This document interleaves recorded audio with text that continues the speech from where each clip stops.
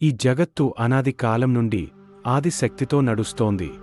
ధర్మాన్ని రక్షించడానికి, అజ్ఞానాన్ని తొలగించడానికి, దుష్టులను నశింపజేయడానికి భగవంతుడు పలు రూపాలలో భూమికి అవతరించాడు.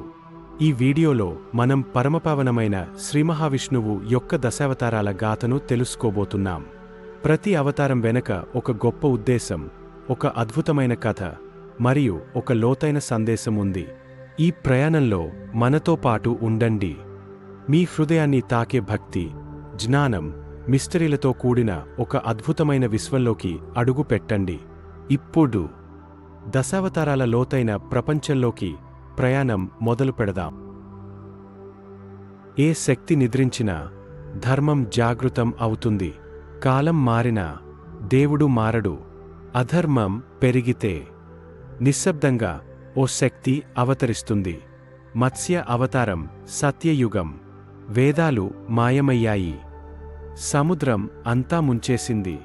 ఓ చిన్న చేపగా వచ్చిన విష్ణువు రాజుకి హెచ్చరిక ఇచ్చి మహాచేపగా మారి వేదాలను, జీవులను రక్షించాడు.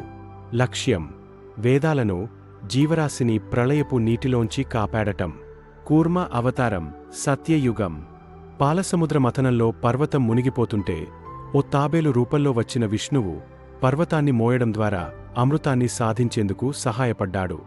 లక్ష్యం దేవతలకు అమృతాన్ని అందించడం.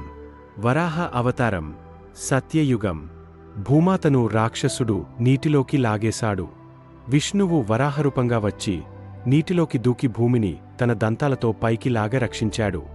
లక్ష్యం భూమాతను తిరిగి స్థిరంగా చేయడం. నరసింహ అవతారం సత్యయుగం. హిరణ్యకశిపుడి అహంకారానికి చెక్. భక్తుడు ప్రహ్లాదుడు విష్ణువుని నమ్మాడు. స్తంభం చీల్చుకొని బయటకొచ్చిన నరసింహుడు రాక్షసుని సంహరించి ధర్మాన్ని నిలబెట్టాడు. లక్ష్యం భక్తుని రక్షణ, దురహంకార వినాశనం. వామన అవతారం త్రేతాయుగం. బలి చక్రవర్తి తానే సర్వశక్తివంతుడి అన్న గర్వంతో పాలిస్తున్నాడు. వామనుడు చిన్న రూపంలో వచ్చి 3 అడుగులు అడిగాడు.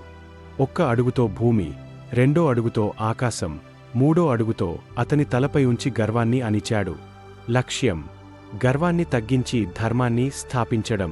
పరశురామ అవతారం త్రేతాయుగం. క్షత్రియులు నియమాలు లేని అహంకారంలో మునిగిపోయారు.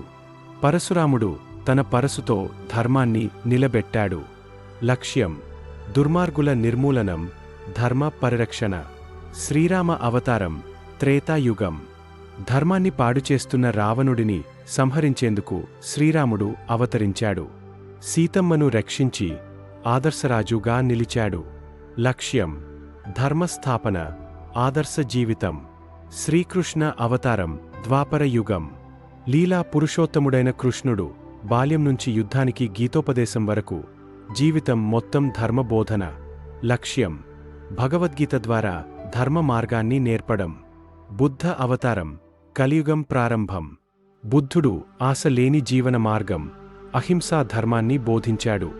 మనస్సు ప్రశాంతంగా ఉండాలంటే లోపల నిశ్శబ్దం కావాలి అన్న సందేశం ఇచ్చాడు. లక్ష్యం అహింస మార్గాన్ని సూచించడం. కల్కి అవతారం కలియుగం చివర. ఇది రాబోయే అవతారం. కాలం చివర కలియుగంలో అశాంతి పెరిగితే శ్వేతగుప్యంపై కల్కి రాక మళ్లీ సత్యయుగాన్ని ప్రారంభించడానికి జరుగుతుంది. లక్ష్యం కలియుగానికి ముగింపు, ధర్మ పునఃస్థాపన.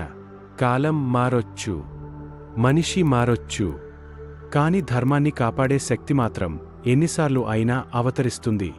ఇవే శ్రీమహావిష్ణువు దశావతారాలు, కాలంతో పోరాడిన కథలు, కర్తవ్యానికి నిలిచిన గుర్తులు. ఇలాంటి దైవికతతో కూడిన మిస్టరీ కథలు చూడాలని మీకు ఆసక్తి ఉంటే తప్పకుండా మా ఛానల్ను సబ్స్క్రైబ్ చేయండి. మరిన్ని ఆసక్తికరమైన విషయాలతో త్వరలో కలుద్దాం.